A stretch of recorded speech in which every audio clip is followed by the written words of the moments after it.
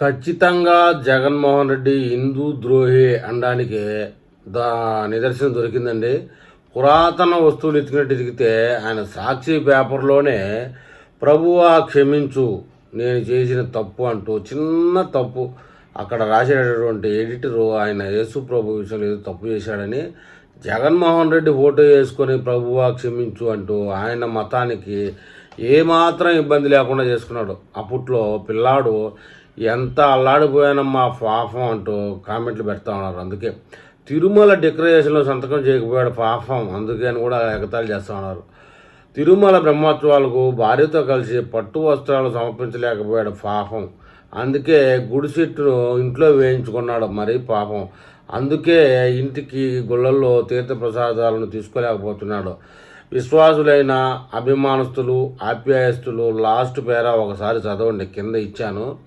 ఏంటంటే అందులో చదివితే మీకు బాగా అర్థమవుతుంది. నారాసుర రక్త చరిత్ర, కోడికత్తి చంద్రబాబు నాయుడు కుట్ర అని సాక్షి రాసిన వార్తల్ని మరొకసారి గుర్తు చేసుకోవాలని చెప్పి మనవి. ఎందుకంటే లాస్ట్ పేరాలో ఇక్కడ ఈ విషయమే కాదు, పత్రిక చేతిలో ఉంది కదా అని అన్ని తప్పిదాలు చేసి వాటిని పత్రిక ద్వారా బలపరిచి నిజమైన జర్నలిజాన్ని కూని చేసే ప్రయత్నం సాక్షి ఎప్పటికీ చేయదు. తప్పు దొరికినప్పుడు ఒప్పుకోవడానికి ఏనాడు వెనుకాడదు.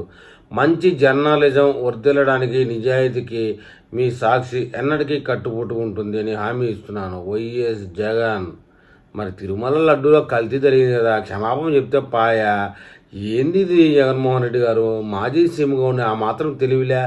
నీ కాడ ఏమీ లేదబ్బా గుజ్జు, నీ చుట్టూ ఉండే వాళ్ళందరూ నిన్ను పక్కదో పడిస్తున్నారు. అది ఎప్పుడు తెలుసుకుంటావో ఏమో, అది తెలుసుకున్నప్పుడే నీ జీవితం బాగుపడుతుంది. ఏదో అక్షరం తప్పోయిందని యేసు ప్రభువుకి యేసునాథుడికి క్షమాపణ చెప్పుకున్నావే. మరి మా కుటుంబాల్లో మా ఎలవేల్పు, మా ఇంటి దేవుడు, కోట్లాది మందికి దేవుడు చేసినటువంటి తప్పుని ఏనైనా క్షమాపణ కోరితే తప్పు. నువ్వు సుబ్బారెడ్డి, ఆ గబ్బారెడ్డి అందరూ కలిసి హిందూ మతాన్ని నాశనం చేయడానికి కంకణాలు కట్టుకున్నారు కదా నాయన.